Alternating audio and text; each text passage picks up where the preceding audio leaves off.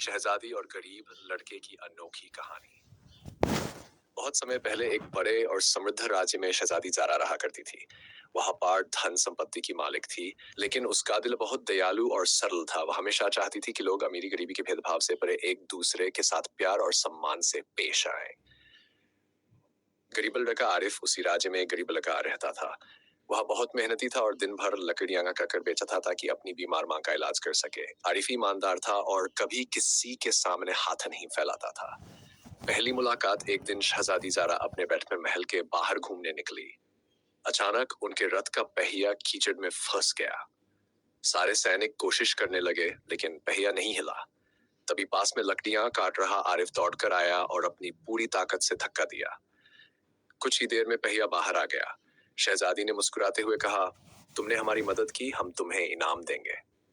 आरिफ ने सिर झुकाकर कहा, शहजादी, मैंने ये किसी इनाम के लिए नहीं किया। अगर मैं किसी की मदद कर सकता हूँ तो ये मेरा सौभाग्य है। शहजादी उसकी सादगी और ईमानदारी से बहुत प्रभावित हुई। दोस्ती की शुरुआत। इसके बाद शहजादी ने कई बार आरिफ को देखा। वह उसे राज्य के बगीचों में बुलाने लगी और उसके साथ बातें करने लगी। उन्होंने जाना कि आरिफ बहुत समझदार और जानवान था, भले ही वह गरीब था। धीरे धीरे उनकी दोस्ती गहरी हो गई। लेकिन जब ये बात दरबारियों और राजा को पता चली तो उन्होंने शहजादी को डांटा, तुम एक गरीब लकड़हारे से दोस्ती नहीं कर सकती, वह हमारे लायक नहीं है।